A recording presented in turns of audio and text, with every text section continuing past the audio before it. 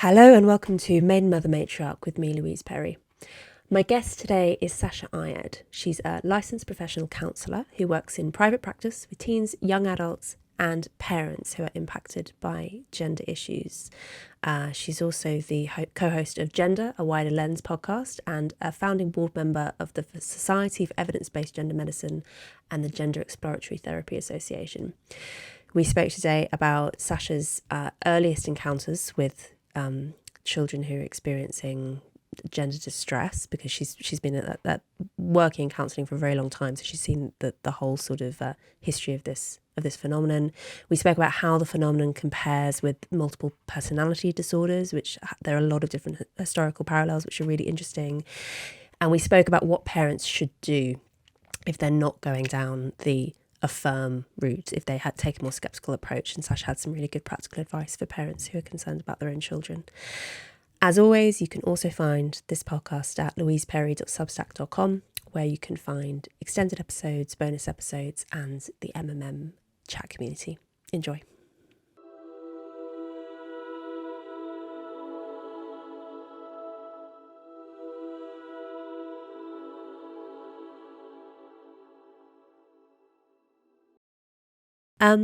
Sasha, so you've been practicing as a therapist for quite a long time now, which means, I guess, that you must have seen the emergence of completely new trends in terms of young people suffering from gender dysphoria. What have you seen from sort of the ground level in terms of who's turning up to your clinic? Sure. So I can start with kind of the moment or the time when I noticed things changing. And then I think it would be helpful to go back and talk a little bit about what other work I've done with adolescents. So around, and listeners may have heard me tell this story before, but I think it's really interesting, and it's a nice microcosm of what I think a lot of therapists have been seeing. So in the mid-2010s, I happened to be working as a middle school counselor.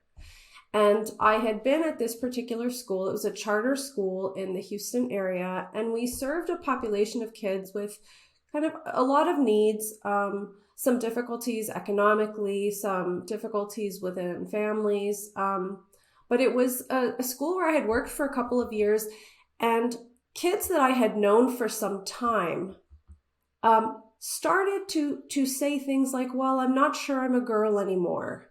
And I'm wearing this pronoun bracelet to indicate what pronouns to use for me today. And, initially I thought, okay, this is pretty interesting. But there seemed to be something very different about the way these kids were talking about like their identity and their distress that I had never seen before. And around this time, I also became very interested in what I was seeing in media, which is like news stories about trans kids, which conceptually was something novel. We had always heard, at least in therapy, about individuals with gender identity issues or transsexuals who decide to transition as adults, but like never before had we been talking about children as transgender. So all of these things were kind of happening concurrently, and I started reading the media articles about trans kids, and also I found all of these parent reports online where parents were saying, my kid is saying all of a sudden, I'm not sure I'm a girl anymore. And my response is, well, let's take you to a therapist. You can talk it through. There might be stuff going on.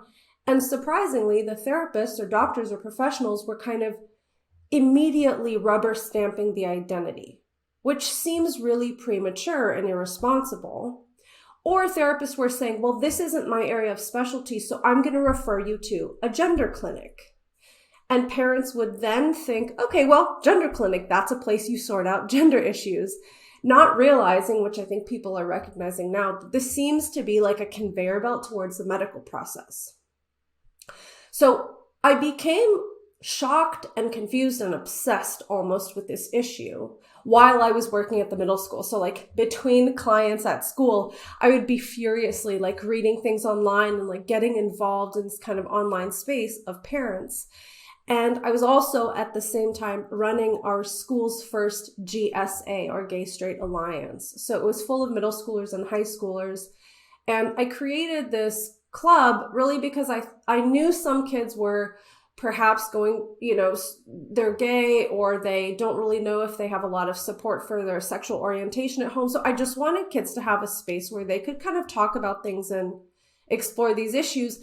And I started to see again that there was all of this new language and new conceptualization around gender that seemed to be both interesting and exhilarating to a lot of these kids, and also confusing. Like, well, what does it mean if Jane is a girl today and a boy tomorrow because she's gender fluid? Or, what does it mean exactly to say, well, I feel like non-binary? And so all of this was kind of happening around the same time.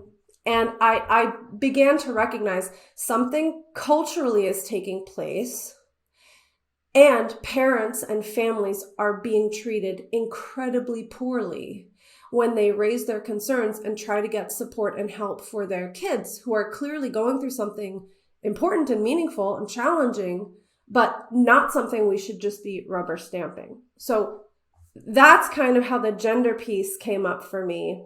And, prior to that, around maybe 2014, 2015, I had worked in a variety of different settings with adolescents. So my practicum internship in graduate school around 2008 was in a sexual violence and domestic abuse support center, which I know you have a background there too. And when I was reading your book, I was thinking, if I ever were to get so lucky to talk to Louise Perry, I'd love to talk to her about this, because it's a very interesting paradigm that I was trained in. And I've come to see things a little bit differently, but it was this kind of like, abuse is about power, rape is about power. It was about like education and, of course, destigmatizing the victim who has been in this situation. So anyway, I had this background supporting victims of domestic violence and sexual abuse and kids. We ran like adolescent groups of kids who had experienced sexual abuse.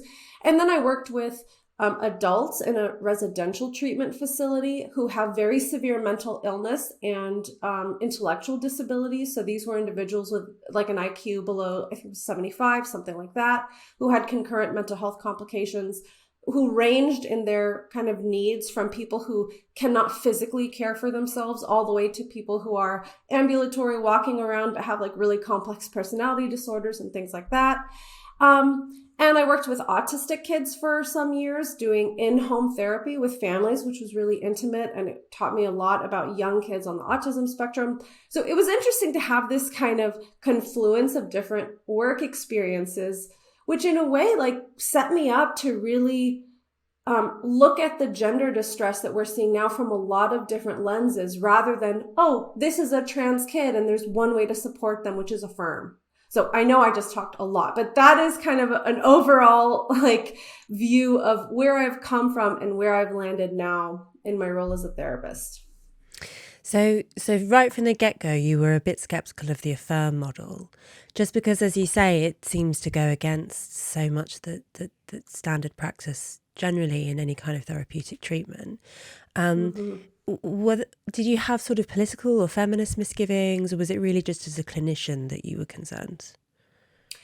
I think it was a little bit of both, including even some personal experience. So when I was in undergrad and grad school, I took a lot of sociology courses. I took some feminist courses, and I, as a young person, had my own kind of twisty, windy road of figuring out my own sexual orientation. So I had a little bit of skepticism that things are very black and white, especially in the lives of adolescents, and especially in the context of gender-related norms, gender-related pressures, what it means to be a teenage girl versus a teenage boy. I thought that these things were complex. And I've always been really interested in group behavior. Like I almost went down the social psychology route because I was very interested in how do individuals operate in the context of groups. So that interest of mine also, led me to be really interested in things like toxic groups or cults or extremist religions. So like I've always been interested in that aspect of things as well. So I think I had a little bit of a kind of political misgivings about how how much the DSM criteria, for example, for gender identity disorder, as it was then called, or gender dysphoria now, it's so much based on stereotypes, and it's so, in some ways, overlapping with the experience of gay adults who will look back in their childhood history or even their current experience of masculinity and femininity and say, you know, I sometimes feel kind of this incongruence with being female but having really masculine traits, for example, or getting along or enjoying the same interests as a lot of men. Meanwhile, I'm female, so I occupy this kind of third gender space. So those things are actually a very normal part of consolidating a sexual orientation for lots of gay and lesbian and bisexual adults. So all of these reasons made me skeptical. And of course, having worked with adolescents for so long, we know how susceptible they are to peer influence. And it's not a criticism. It's like a thing we all went through. You become porous. Your identity is very malleable at that time. And that's important because that's the period of life where we're trying to sort ourselves into who we fit in with. Where do we land, you know, in these kind of social landscapes we're part of. So all of that made me suspicious. And just the rapidity with which doctors were agreeing with a child's self-declaration made me really suspicious. And I guess another layer on top of that, which we haven't even touched on yet, was the internet and how that played a role. So specifically, there was a young woman that I had been working with for some time at this school. I knew her really well. We had a very good rapport, but she had some challenges in terms of connecting socially with others, sometimes kind of having, she'd get fixated on a specific teacher that she really didn't like, for example. And she was a little bit, I would suspect she probably had some traits of autism, undiagnosed. And anyway, you know, at one point she told a teacher, I don't think I want you to call me by my birth name anymore. And the teacher said, what do you mean? She said, I don't think I'm a girl. And so the teacher referred her to me. We had worked together a lot. And in the course of having many conversations with her, it became really clear, she would admit, well, I was on Tumblr and I was looking stuff up. This was at the time when Tumblr was a really big thing. And she had all of this really sophisticated sounding jargon about various identity labels and binders and like all of these things that she, you know, self-reported was coming from Tumblr, an internet chat website full of other teenage girls who are distressed about their bodies. And I thought, you know, there's something very persuasive about a young person coming to a professional with sophisticated sounding language. And I think what's happening is doctors are like, you know, I've heard this even in gender affirmative conferences, well, let the patient educate you because this is a marginalized group and we don't know much about them. So allow the patient to educate you. And at the time I was like, no, like there's also a chance that these kids are getting confused by reading a lot of like big fancy sounding words and making themselves seem like they've deliberately, carefully thought this through and this is what they want. Like I want to get a top surgery or I want a binder, when really they might be kind of being swept along in a tide, you know, of other adolescents who are finding these things really meaningful. So lots of different reasons why I was skeptical from the beginning, which I think is interesting because the more clinicians that I talk to, what I'm starting to notice is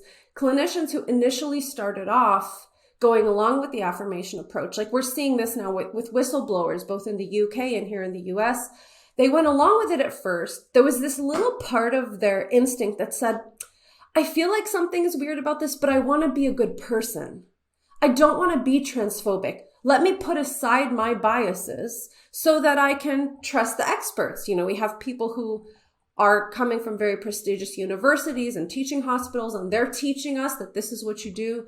So, like, I don't know what confluence of personality traits and or life experiences or factors caused me to be skeptical from the beginning, but I never really bought into the affirmation approach.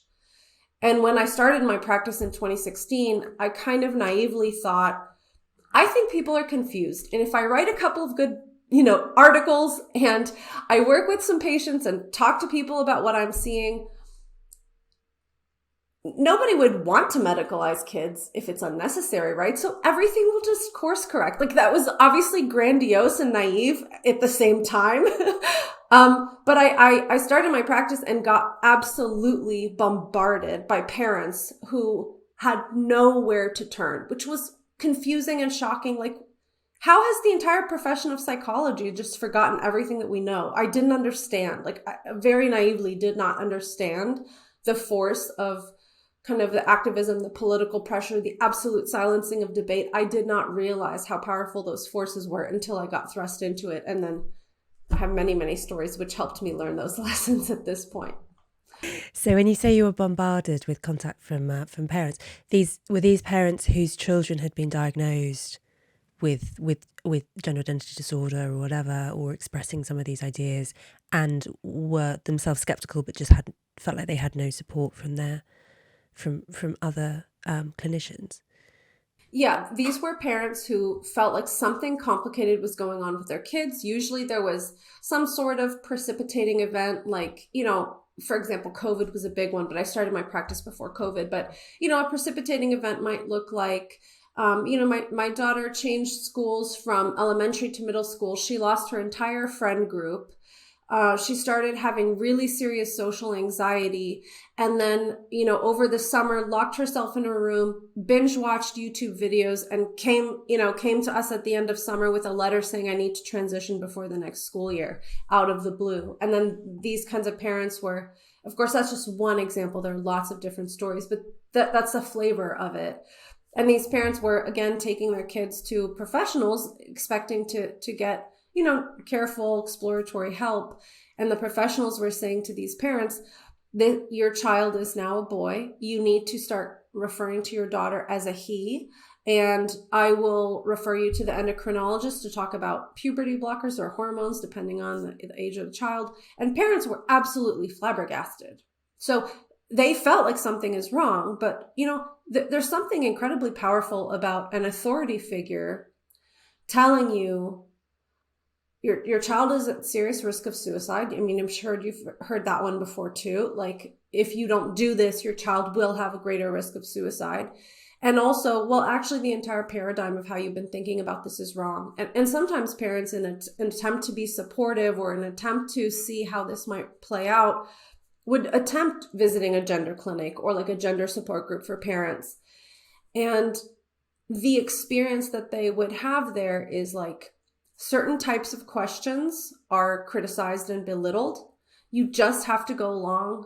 You have to be supportive and excited, and you cannot mess up on the pronouns. And the more you put aside your own instinct and follow this prescription about social transition, the more happy your child will be, when in fact that was not always the case. And it's really soul crushing. I mean, you're a parent. It's soul crushing to have a deeply felt instinct about what your child needs and then force yourself to do something diametrically opposed to that. And so the emotional and psychological toll on these parents is so hard to describe. It's palpably excruciating. Yeah. And on the flip side as well, I this is something that Helen Joyce has spoken about. Mm-hmm. She came on the podcast recently, and the inverse of that is the parents who did go along with the affirmation model and did put their child on a medical pathway, and maybe now a child has had radical surgeries or hormone interventions which can't be reversed, and now that it seems as if the whole sort of edifice of the narrative is collapsing, actually those parents have a very strong incentive to cling on to it, because how awful to come to terms with the idea as a parent that you have permanently assisted in the permanent disfiguration of your child's body, basically because you were swept up in a sort of ideological movement. And I can completely see, like the horror as a parent of feeling like you've hurt your child in any way. I can see how parents would double down. But equally, like the whole, as you're describing, this whole fiasco basically arrived because of people not being honest and not doing due diligence. And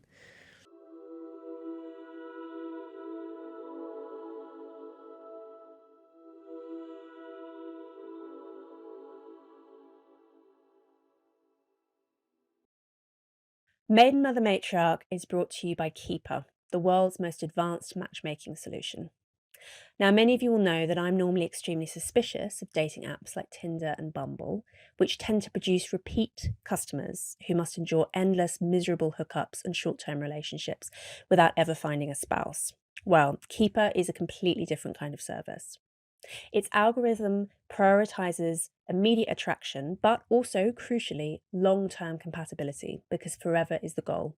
Everyone in the Keeper matchmaking pool is there because they want to find a spouse. Using psychometric tests like Big Five, IQ, and masculine feminine polarity, Keeper can accurately predict who you're going to have the strongest chemistry with. The platform only gives you a match if you are an exact fit psychometrically and if the match offers everything that you've told Keeper you're looking for in a partner. It won't waste your time with only good enough matches like other dating apps and matchmaking services will. So, find your Keeper at keeper.ai. That's KEEPER.ai.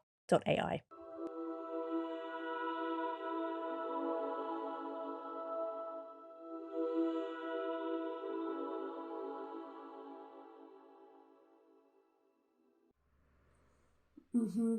Yeah, I think that's true, and I'm sure that's true in some cases. I mean, this is whenever we are trying to wrap our minds around a phenomenon, I think we all as commentators, as concerned parties, try to summarize it or create archetypes, but there are so many complicated stories that are really different here. So I think what I would like to say is I completely agree that there are going to be some families who, even in the face of evidence that this might have been an unnecessary medical intervention, will double down.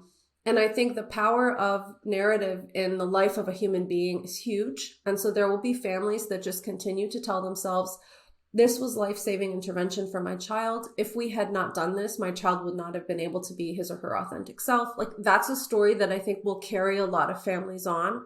But what we're starting to see now, which is really interesting, because at first I was seeing much more of the parent who from the beginning felt like something was weird about this. But what I'm starting to see now are a lot of families who are having that kind of wake up moment that you're describing, and who are doing something incredibly brave and terrifying and saying, oh my God, I don't know if this was the right move for my kid, and I'm terrified that we have done something wrong. And to those families, what I often say is, you know, I may not use this language, but like, you are not living on an island just coming up with these ideas out of the blue. There is an entire infrastructure of the APA, the Endocrine Society, all of these organizations, all of these physicians. You go to Stanford University and their entire medical team is all kind of chiming in with the same idea that this is life-saving intervention. This is what loving parents do. And the pressure to conform is astronomical, especially when oftentimes in the background of some of these stories are actual mental health disorders and complications and suicide attempts and kids who are really struggling. And so if you think about the exhaustion of having a teenager who's just very, very much struggling to function, and then in comes this competent looking medical team that says all of those distress points that you were experiencing before may have been a symptom of gender dysphoria. And once the gender dysphoria is treated, we may see all of this resolve. And don't worry, puberty blockers are just a pause button. It gives you time to think. Do you know how much relief parents feel when they've been in and out of mental health hospitals and their kid is literally like trying to hurt themselves all the time and they think they're going to get a pause button? So I absolutely agree that in some cases, there are parents perhaps who have been, on the flippant side, or they haven't really been that invested in trying to understand this. But a lot of people are coming to realize we were being pressured in a very manipulative way by competent seeming professionals who made us feel really certain that this was the only pathway. Like, if you take your kid to a gender clinic and they have gender distress, you're not going to hear, well, there are lots of different ways we could support your kid. We could focus on just psychological exploration and experimenting with clothes, or we could do this or we could do that. No, it's like puberty blockers are almost a first line of defense to supposedly buy time. And then what people don't recognize is like theoretically you're buying time, but in practice, something like 99% of people who go on puberty blockers go on to medicalize. So it's actually the start button of a medical process. But parents aren't really told that. Like, you've seen in Hannah Barnes's new book in the UK, people are really not informed about what they are signing their kids up for.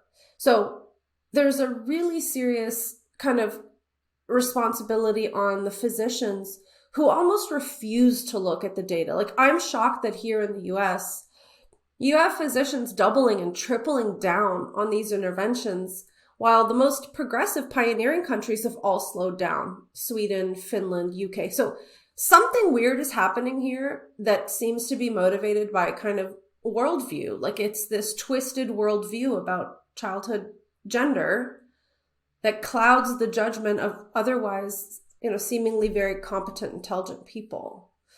Something that a friend of mine who's a clinical psychologist once told me really stayed with me, about, actually among quite a lot of clinicians and psychiatrists in particular, actually skepticism about the sort of biomedical model of depression is actually quite common. It's not, maybe more in the UK, I don't know in the US, but it's not actually uncommon to come across psychiatrists who have a very sort of sophisticated critique of the whole idea of depression and anxiety as being entirely a consequence of brain chemistry gone awry. And actually, we know that it's much more often a reaction to difficult life circumstances and is much better treated by trying to change those circumstances rather than just giving someone a drug. But patients very, very often do not want to hear that. They don't want to be told, no, the problem isn't a chemical problem in your brain. The problem is actually that, you've got XYZ problems in your life and they're making you unhappy. And of course they're making you unhappy because, you're a human being. And that's actually a healthy response sometimes to sort of what's sometimes called, slightly tongue-in-cheek by British doctors, shit life syndrome. Yeah. No one wants to be diagnosed with shit life syndrome when instead you could be offered basically a magic pill that will make you better. So actually it's actually coming from the patients, the push towards biomedicalization, not actually necessary from the medical side. And I completely get what you're saying. If you're a parent whose child is desperately unhappy and you're told there's this lovely, simple diagnosis and a simple set of interventions which will solve it, of course, you'd leap at it, wouldn't you? Yeah. And I think with some of these families, what predates the gender diagnosis, let's say, is an implicit belief in that biomedical model, right? So these are kids, and we hear this a lot when we're kind of hearing about ROGD as a phenomenon. These are kids who already have a long list of diagnoses. So these are families who, again, it's very reasonable if this is the trend or the way that the professionals address distress. Why would you not trust the professionals? But these are parents who have already bought into 2 years ago, my kid was diagnosed with ADHD. And then last year they got diagnosed with depression. So they're already racking up a list of diagnoses for which the treatments have been medical interventions. Not always, but these are kids my kid's on Celexa or my kid's on Prozac or whatever. So it kind of follows that it's almost like an archaeologist uncovering new diagnoses within the psyche of this child.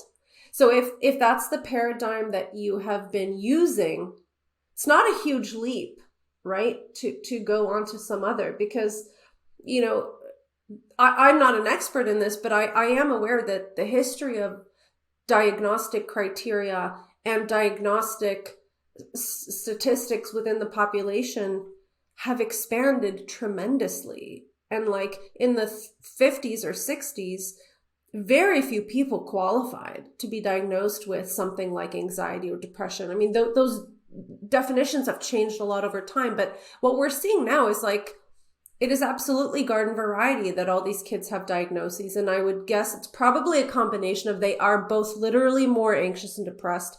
And also these notions have expanded in a way that might be gobbling up, normal things that are now pathologized. It's really complicated. There are a lot of moving parts here.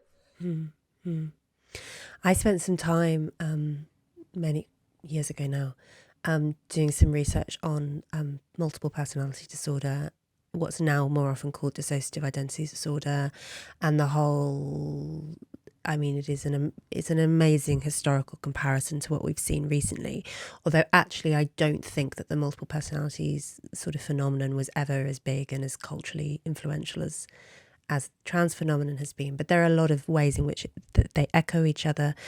And, reading the history, again, you got to say, like, you can completely see why patients were drawn to this and why patients' families were drawn to this and how it sort of makes sense. If you have, say, borderline personality disorder or maybe psychosis, or, there are lots of sort of experiences that you could have on a subjective level that could feel as if you have different people living in your head, and if that's the model that you're offered, you can see how you could seize on it, and combined with all this kind of identity stuff and a massive media hype around it and all of this, completely get it. But the thing that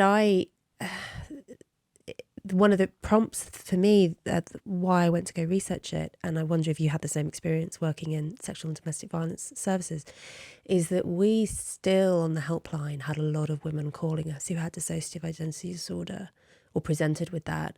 And often it was women who were like middle-aged, right? So they were women who had been diagnosed maybe as teenagers, had been exactly that age when this was a big deal, and where it was in the media, but also when you had a lot of clinicians who were, sometimes actually being pretty shamelessly sort of careerist about it, and were actually making a name for themselves by being specialists in this, basically quack theory.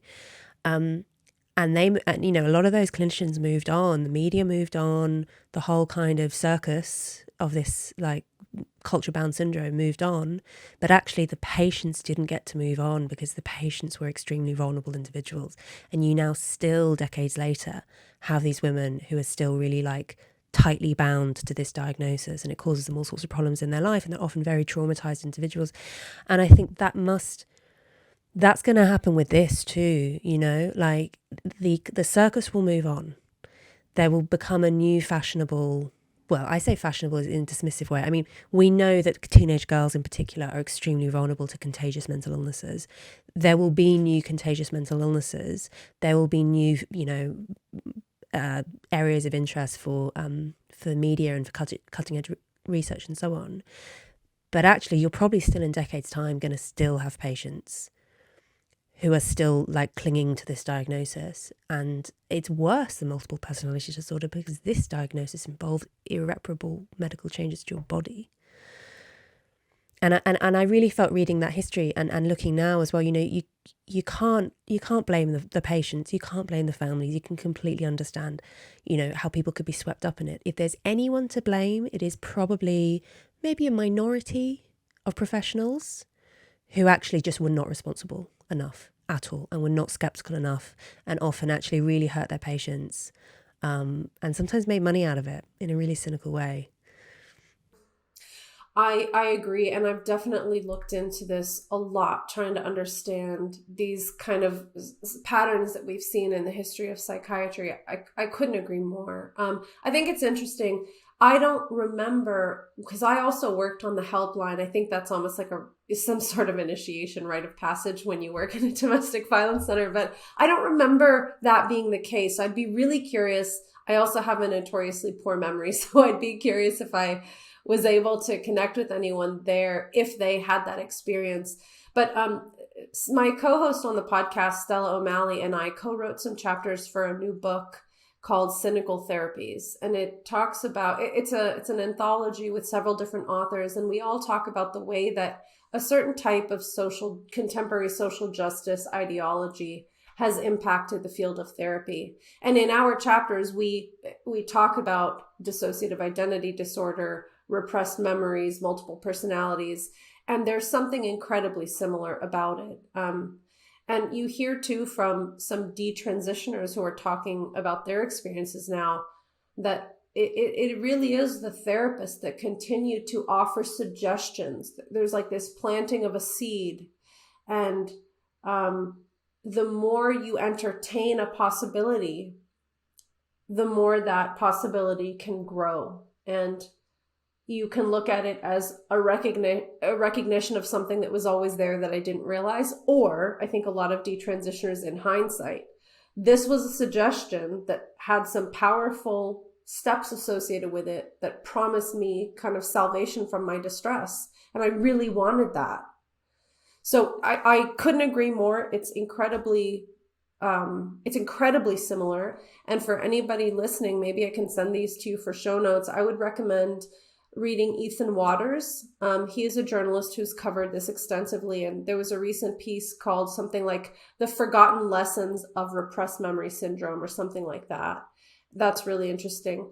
And I think it's fascinating that Dr. Diane Ehrensaft is somebody who not everyone may know because she's not very online or in social media, but she is really one of the pioneers of this entire concept of the trans kid.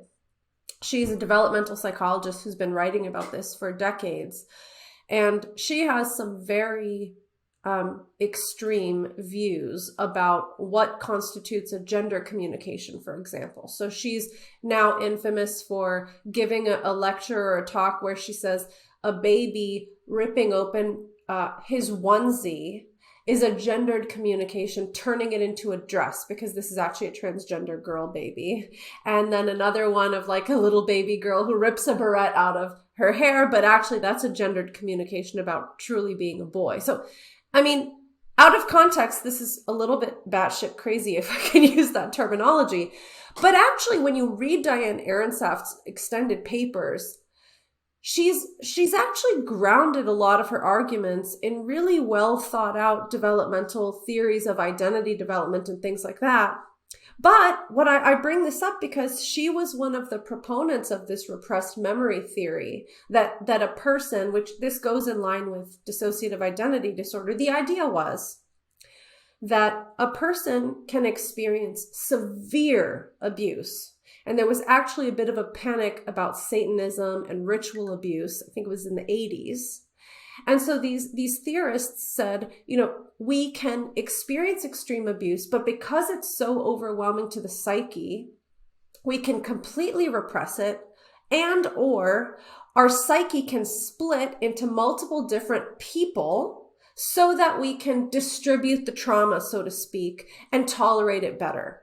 And so this theory is really what spawned an entire movement in the psychiatric profession of training about this, education about this, suggesting language and strategies to help extract these memories and discover personalities. And so really what you have is somebody like Diane Ehrensaft was a big proponent of that as well. And she has papers about how therapists can help clients discover their different personalities. And of course, now she's kind of just transferred that philosophy onto gender, help a person discover their many genders. And she has ridiculous sounding labels like a gender Oreo and a gender smoothie, which is like a little male on top and a little male on the bottom and a little female in the middle. I don't know. I mean, it's just so ridiculous, right? But the framework, I think, underlying all of these is that human psyche is completely mysterious. It operates in ways that are never obvious, but what that means is you could take an absolutely esoteric and completely unfounded theory and run with it. And I think the same thing is true for gender. And one of the things I often find myself saying, when I'm talking with parents or clients is that there's always a grain of truth. And I think you alluded to this too, Louise. Like, it can make sense that you have different parts of you. It can make sense. I can think about times in my own history where I was fascinated with the idea of boys standing up to pee. So there was literally a gendered question in my mind there. But because I didn't have this suggestion that was incredibly important, I kind of like thought about it a little bit when I was probably 13 or 14 and let it go and just moved on. And with repressed memories, we can all think of like, I kind of have this weird flash of memory about something weird that happened when I was 8, but I can't tell if it was real or not. And if somebody had dedicated an hour a week to sit there, and they were often using sedative medication too. So like, imagine if you had dedicated an hour a week of your life to uncover that fragment of a memory and build upon it and like hypnosis and medication.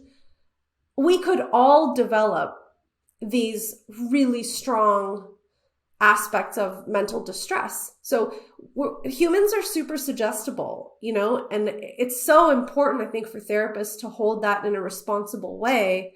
And like you said, these clinicians are not being responsible with the suggestibility of people. And I think in particular teenage girls, I mean, teenagers in general, but we know that there are all sorts of interesting ways in which teenage girls are particularly sort of socially attuned, like there's interesting stuff in linguistics, for instance, about the fact that teenage girls are often very innovative with language and slang, and are particularly sort of, they're often the earliest adopters of new slang, because they're very sensitive to social status. They're very just interested in people. They're very sort of socially orientated, and also very groupish, and also very spongy. And that's, and it makes sense. It's that there are a bunch of evolutionary theories as to why this might be. One of them is it's a point in your life where you're particularly vulnerable to sexual violence, and there's an advantage in building strong social relationships with other women, which is because that has a protective function. You're also likely to be having, your first children in long pre-contraception days, so again, having like networks with other young women and other like being very socially sensitive is advantageous. So, it's not a bad trait by any means, but it's a trait that can lend itself very easily to some harmful, contagious ideas. That anorexia I'm guessing probably the contagious mental illness just before this one. I'm sure I've seen data showing actually that rates of anorexia diagnoses literally did this with gender, because you had exactly the same type of young women who would previously have been drawn to eating disorders, often mediated by the internet, which we've already spoken about a little bit, but the earlier days of the internet, the pro-Ana forums and whatever, now just kind of smoothly transitioning to this new thing. It's the same populations, and it's the same populations who historically were diagnosed with hysteria. That the Salem witch phenomenon started with teenage girls. It's we know that this is a thing, and it's amazing that there hasn't been more skepticism among people who latched onto this and didn't recognize the fact that this is not new. Yeah, and I mean, even the mechanisms are not dissimilar when you think about. Well, first of all, I think you're so right that young women tend to be much more attuned to social interaction and social cues. And therefore, I mean, the positive side of that, it helps them create cohesive groups and feel like part of an in-group.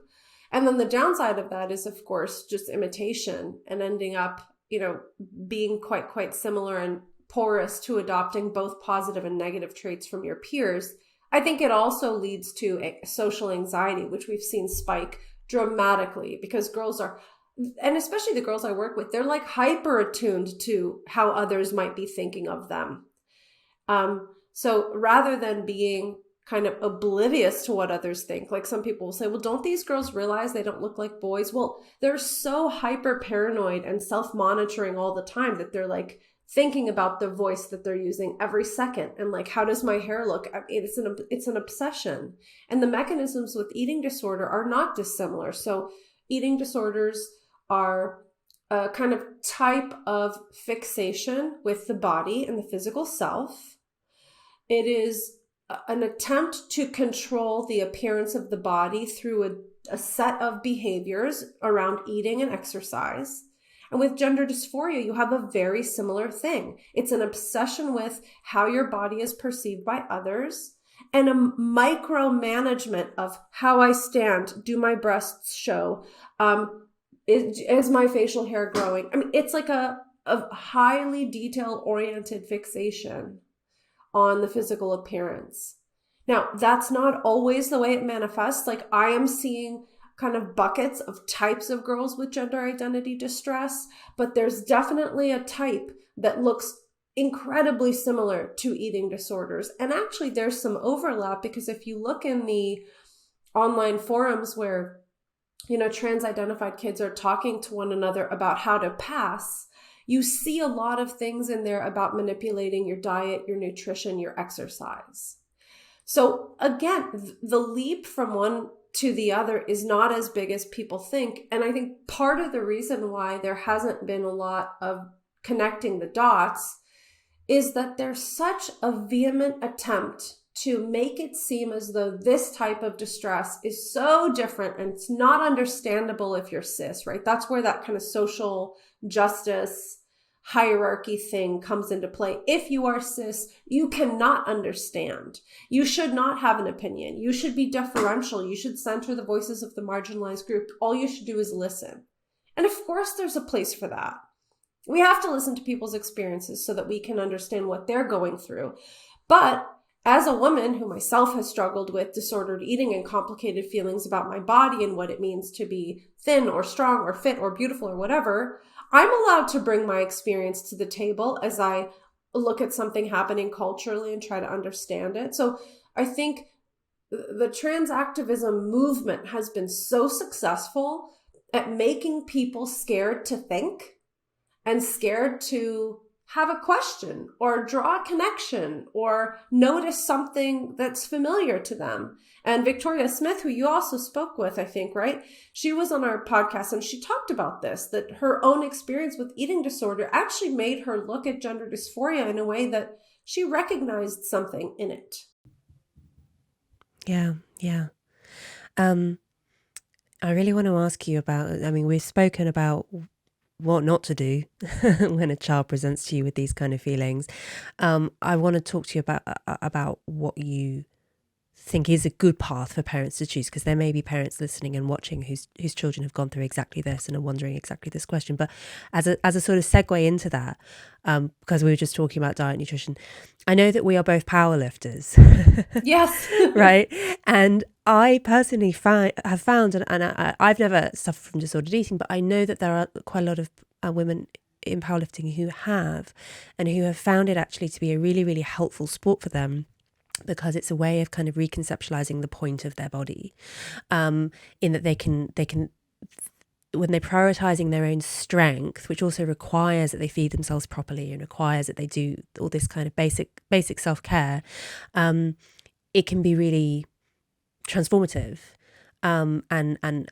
it's a way of returning to the body, but in like a positive way, not in a self-harming way. So first question is, have you found this with powerlifting? And linked to that, is that the sort of thing, the sort of like a positive reconceptualization of the body? Is that the sort of thing that parents might be able to encourage in daughters who are struggling with these kind of gender feelings? Yes, I love this question because I don't really get to talk about this very much. So this is so fun for me. And I think if you are a listener and you're not really part of this strength world versus bodybuilding world, you may not understand the differentiation. So I just want to spend a second there, because this actually is part of my story. I have been interested in exercise, generally speaking, since I was probably around 18 years old. And I started out really in the kind of physique world. I remember looking at like physique women's bodybuilding magazines, where these are women who are very, very lean, they're muscular. And in the 90s and 2000s, when I was reading these magazines, it was like, oh, I eat broccoli and chicken, and that's like all I eat until competition. And then I get on stage in a bikini, and, you're judged on symmetry and the way your muscles are developed and whether you've been able to get lean enough to demonstrate your muscles. So it's very much an aesthetic focus. But powerlifting is a strength-based sport where your goal is to feed your body and fuel your performance so that you can lift heavier and heavier weights. And you're not judged on your physique at all. And in fact, when you look at a lot of power lifters, there are weight classes, so people do have to moderate their calorie intake to some degree. But these are women who are strong and often maybe bigger in terms of body fat than we might imagine like an athlete to look like. So this is a huge paradigm shift, and only in the last couple of years have I started to train for strength rather than training for size or aesthetic. And the shift has been tremendous, and it really changes your relationship with food, with sleep, with like how you care for yourself, as you said. So one of the things I do often encourage parents to do, to go back to your question, is, I think the big thing comes before even the body image stuff. I think the big thing is this movement of affirmation and activism disempowers parents and robs them of their authority. So the number one thing, especially if you have a child who's young and still lives in your home, parents have to get very clear on what they believe. Do your research. Don't listen to just me or just Louise. Do your research and think about it for yourself. What do you think about these concepts? And what do you think your child needs? And once you get really clear, you have to use that as a matrix when you are making decisions. So if you believe that socially transitioning your child and going along with this sudden declaration might lead them down the road to medical interventions, and you don't want to do that, you need to make sure that the other adults in your child's life and the other support systems in place are not going to work at cross purposes with your goals. Parents have to come back into the driver's seat of their child's decisions and their child's life. So that would be the first thing. And if that means working with this therapist that my kid's been seeing for 6 months is actually not congruent with our family's decision making, change therapists or stop seeing a therapist. Parents have a lot more love and authority and power to support their kids than they probably think. So I'm often recommending as a first step, don't be so dependent on professionals. You have a lot of wisdom and love and knowledge about your child. You need to come back into the driver's seat here so that you can make decisions about your child. Number 2, it's really helpful to expand your child's world. What often happens with these gender dysphoric kids is that everything becomes about gender, and the child might think, oh, I can't participate in that activity because I have gender dysphoria, or because I'm insecure, or because I have anxiety. And we also know when it comes to anxiety, the best way to diminish it is to actually put yourself in situations where you're doing kind of hard things and succeeding at those. And it's not always smooth. There's bumps in the road, but like keep your child engaged, busy, hold them to high expectations with things like academics and school and participating in family life.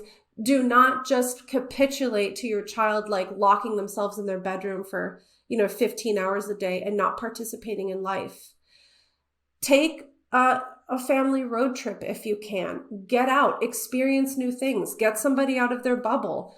Figure out how to mitigate social media influence and like the screen time. It's so hard because these kids are exhibiting like addiction behaviors. And so sometimes I hear families say, well, I don't really know how to get her off screens. I told her it's not good for her, but she doesn't care. It's like, well, if there's a heroin addict and you put them in a room full of heroin, it's not fair to blame the addict for using the drugs that they're surrounded by. So it's like, if you have a young child, parents really need to kind of step into their place of making decisions and implementing some boundaries and structure and following through with it. And it takes a lot of work. I mean, parents really have to reorient themselves to parenting in this kind of deliberate way. And a lot of changes are often made just on like a personal level and like logistical level and lifestyle level. But it also brings families together in a tremendous way. Like success stories that I've heard are not just like, oh, my daughter desisted, but it's like, this was a wake-up call that there were some things not working really well, and like our relationship with our kid now is really, really strong, and maybe she's still working through the gender stuff, but I've really reconnected with her, and our family is a lot stronger because of it. Like, that is a success story regardless of the gender identity outcome. I think a lot of parents who are kind of in a progressive milieu and generally want to be holding to sort of liberal values when it comes to parenting, they don't want to be authoritarians. They often reach out to me as well around issues to do with sex and say, you know, I'm really anxious about my children. I don't want them, whatever, watching porn or having early sexual relationships or etc. But I don't want to, you know, I don't want to be like, I don't want to be that strict, horrible, whatever, that ogre figure. And I don't know what to say because like, unfortunately, I think to some extent you do, you know, your job as a parent. I say this as someone who's I only have a toddler, so it's easy for me at this stage in our lives because I can be as authoritarian as I like, you know. But with teenagers, it's not your job to be their friend, unfortunately, because that would be easier. Sometimes you have to be the person setting boundaries, and actually it is good for your children and they will thank you eventually. So things like, you know, I honestly don't think that it is a good idea for parents to allow kids to have alcohol and drug fueled parties without parental supervision, you know. Yes, like that's one example of, you know, parents like going away for the weekend and they don't know what their teenagers are doing, basically, and there's no one checking in on them. They've got the house to themselves and access to the liquor cupboard, you know what I mean? Like it's a classic kind of permissive parenting thing to do, and it's considered actually very normal, but you are putting your teenagers in some really perilous situations by permitting that. And sometimes actually you do have to be the ogre and say, like, no, you're coming on this holiday or whatever, you know, you're or I'm not letting you have access to, I'm not letting you go to that party on your own, or, you know, whatever it is. It's hard because it's quite countercultural. I think this is a very common challenge. I think parents often want to parent from this egalitarian place, which gives their child a lot of room to make mistakes, learn from their mistakes, become, you know, their authentic self. And they also want to ensure that their child always feels comfortable coming to them. But I think what parents may not understand is that actually your child needs you to create some safety guardrails for them. So if you frame it from the perspective of like, my child is wading into deep waters and she or he doesn't actually know how to swim, is it imposing to hold out and provide like a life raft for them by using my arm to buoy them while they swim? Or is that actually what they need so they can get through it, right? Like, their brain is a scrambled teenage brain. They're swimming amidst a sea of incredibly confusing, wrong ideas about your body, gender, how to make yourself feel better. And they need you. They need you to help them because they don't have any other help. Their teachers are not going to tell them the truth. Their peers are not going to tell them the truth. And they're lost. I mean, they're really struggling. So it's being authoritarian is not the same thing as being authoritative, right? Like, so the authoritative parenting style described by psychologist Diana Baumrind is like a lot of warmth, lots of love, lots of affection, listening, asking your child what they think, but then you stepping in as a parent and say, look, I hear you. I see that this is important. I've been doing my research and my job is to keep you safe. So we're not going to do A, B, and C. You can be mad at me, right? You're a kid. You're doing your job. I'm doing my job and I love you and we'll get through it. Like, that's really what kids need to get through these complicated times. It's obviously much simpler when you have an almost 2-year-old, but something I do say to my son quite often is, it is my job to do X, you know, it is my job to get you dressed, to change your nappy, to put you down for your nap or whatever. And you know, I know it makes you unhappy in this moment, but it is my job. Yeah. I want to talk more in the extended section about some of the responses that you've had to being outspoken on this and being kind of heterodox on this. But first, for just following on from advice to any parents who are worried about this, if you do want to find a therapist for your child, how would you recommend going about finding someone who's sort of on the right page? And indeed also finding other support communities from other parents or whatever. What help is there out there if you are coming at it at the affirmative model from a skeptical perspective? There's actually a lot of information and resources out there now, which was not the case a few years ago.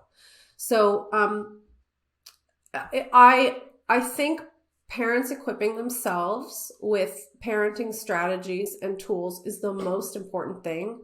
I really dedicated a lot of my efforts to creating that kind of information material. So I'd say first, parents need to get clear on what they think and how they want to parent. If you absolutely feel like you need a therapist, there are a couple of things to keep in mind. So first of all, you have to interview therapists very carefully, and you have to get a sense of where they stand on this. Generally speaking, my opinion is if a therapist says, I have never heard of rapid onset gender dysphoria, but it sounds like a conspiracy theory, you're probably not going to find a lot of collaboration with a therapist like that.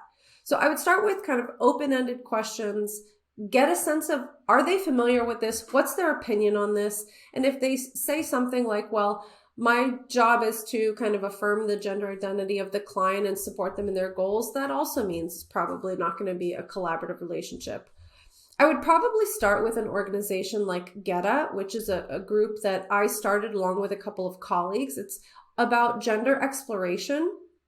And you can find us on genderexploratory.com or .org. I'll send you the link to make sure.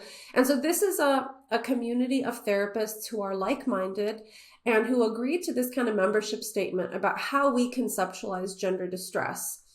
And so this is also a directory, so you can look for therapists who are in your local area. But I would use the same strategies. I would interview people. I would see if they're a good fit. And I would just be really careful because having a therapist who's working in conjunction with the family can be really transformative. It could be great to have someone else in your child's life who's kind of echoing a similar sentiment of like, exploring is okay, but permanent decisions need to wait. Like just having that reinforcement is really helpful. And again, if your therapist is working at cross purposes with you, it can really undermine your strategy. So I would just be really cautious about it. All right, you've mentioned already one site that people can find more of your work and find more support. Where else can people find more of you? Well, there are a couple of things. So I have a podcast called Gender, A Wider Lens, which you can find on all the major platforms that host podcasts. I co-host it with Stella O'Malley, who's a psychotherapist in Ireland. And we deep dive into all of these topics. We talk with brilliant guests. We talk about parenting and gender and the cultural aspects. So you can check me out there. I also have a parent membership group where I create videos and do Q&As with parents all about these types of topics. So you can find more information at inspiredteentherapy.com. And you'll find me in a lot of other places like GETA, for example. And there's probably others that I'm blanking on right now, but those are the main places. Sasha, thank you so much. Stay on the line because I want to talk more about some of the responses you've had to your work. But for free subscribers, I'll wrap it up now. Thank you so much. Thank you so much for watching that episode of Maiden Mother Matriarch and for all of your support. It means an enormous amount for the growth of the show. If you want to hear bonus content, an extra 20-30 minutes of conversation with the guest, maybe a little bit more personal, a little bit less filtered, then you can go to my Substack at louiseperry.substack.com, where you can sign up for extended episodes and also bonus episodes, and you can also access our chat community. You can also support the show by subscribing on YouTube or subscribing wherever you get your podcasts, and rating and reviewing on Apple Podcasts is also really great for encouraging other people to give the show a try. Please also spread the word, tell people that you know who you think might like it to give it a shot. the word of mouth effect is really valuable. So we'd really appreciate it. Thank you so much, everyone, for listening, watching, and supporting what we're doing.